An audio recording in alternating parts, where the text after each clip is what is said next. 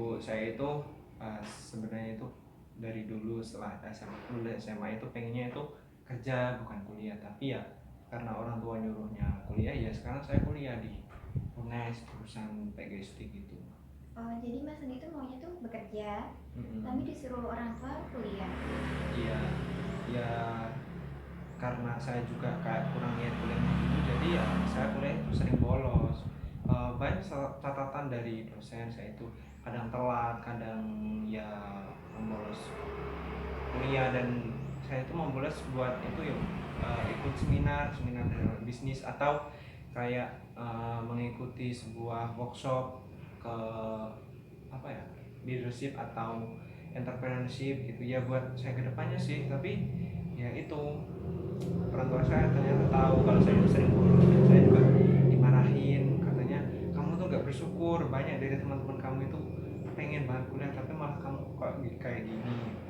Ya sebenarnya sih saya agak setuju ya, ya saya bersyukur, tapi ya gimana ya, karena saya tuh masih punya kayak ambisi untuk bekerja, jadi kuliahnya itu saya agak abaikan, karena ya menurut saya materi di kuliah itu agak kurang penting sebenarnya gitu. Apalagi PGSD kan jurusan guru ya, padahal saya inginnya itu kerja sebagai pembisnis atau misalnya furnitur atau bisnis fotokopi atau dan lain-lain, ya bukan soal jadi guru sih jadinya gitu.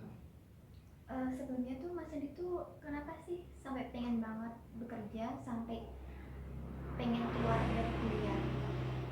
Karena ada Bu, salah satu teman saya itu, dia itu eh, bukan teman sekelas SMA dulu sih, iya teman sebelah kelas, ya kelas A dia kelas B gitu. Jadi dia itu punya usaha kopi, dan alhamdulillah itu lari sampai sekarang gitu. Jadi sudah sekitar 3 tahun lebih dia tuh lari, padahal dia tuh nggak kuliah gitu, dia tuh cuman lulus SMA, lalu dia itu cari relasi banyak, habis itu dia join sama ini itu bisa jadi dia punya usaha kopi sendiri sekarang. Nah, saya itu terinspirasi dari dia, saya itu pengen ya punya sebuah usaha lah, yang penting saya itu nggak ngerepotin orang tua, atau juga tujuan saya itu pengen mandiri, saya itu nggak mau dicap sebagai anak mami atau anak yang suka ngerepotin orang tua. Saya itu pengennya ke depan saya bisa maju dengan usaha sendiri dan saya bisa sukses itu ke depannya gitu. Tapi ya itu kadang juga saya dimarahin sama orang tua karena lebih mementingkan ambisi saya untuk bekerja daripada kuliah gitu, sampai nilai saya juga jelek. IPK kemarin juga saya paling dapat 3, berapa ya, 3,2 kalau nggak salah gitu. Tapi kalau di jurusan PGSD sendiri Mas Andi mengalami kesulitan kah, atau merasa nggak bisa mengikuti? Kalau kesulitan sih enggak, ya cuman itu rasa malas gitu kalau mengerjakan tugas. Ya saya tugas apa adanya gitu, enggak saya maksimalkan gitu, karena ya itu saya masih ada ambisi ingin kerja, ingin usaha sendiri gitu. Baik, saya paham apa yang diceritakan oleh Mas Andi.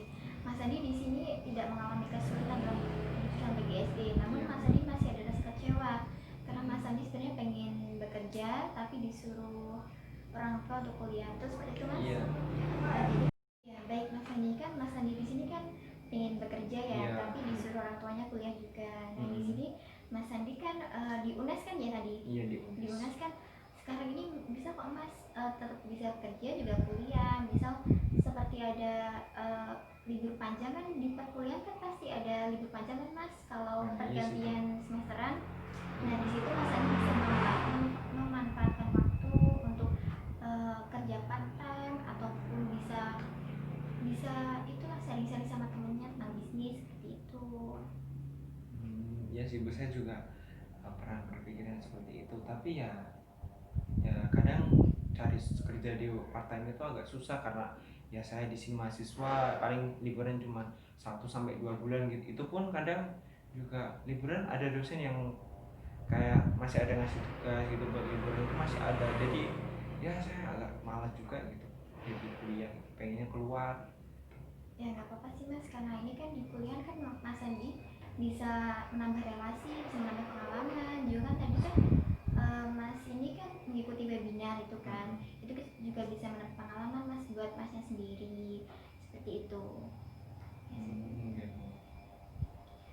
Tadi menceritakan kepada saya ini, kira-kira Mas Andi sudah tahu belum apa yang direncanakan untuk kedepannya nanti? Untuk rencana ke depan ya, karena saya alhamdulillah kuliah, jadi saya memperbanyak relasi lah, memperbanyak relasi, terus jaringan juga, terus ya tetap bersyukur gitu ya, walaupun agak ada rasa malas sedikit sih untuk kuliah, tapi ya itu buat ke depan saya sih, ya saya bisa juga cari kerja lebih apa ya, lebih mapan, lebih bagus lah daripada yang lain gitu ya, walaupun saya masih punya ambisi kerja buka usaha sendiri sih, tapi insya Allah bisa sih, masih bisa.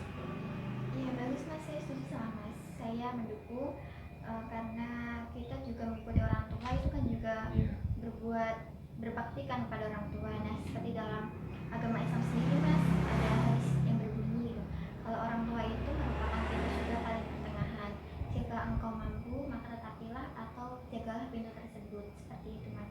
Nah setelah konseling ini apakah Mas harusnya merasa lega atau gimana nih?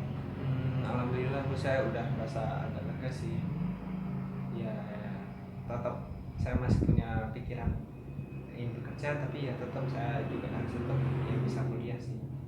Ya. Juga mau untuk ini semua kan juga untuk membahagiakan diri saya sendiri, juga membahagiakan kedua orang tua saya, kawan saya gitu. Ya, karena Mas Andi sudah merasa lega dan juga sudah mendapatkan solusi atas permasalahannya, kita konseling ini kita cukupkan, dan karena juga waktunya kita sudah habis, kita cukupkan ya Mas ya. Semoga Mas Andi kedepannya semakin sukses, kuliahnya juga, pekerjaannya juga. Jadi semangat terus. Semoga permasalahan ini segera cepat teratasi. Terima kasih telah melakukan proses konseling ini. Terima kasih dokter. Sama-sama Bu. Saya permisi dulu ya. Iya, hati-hati ya Mas. Assalamualaikum.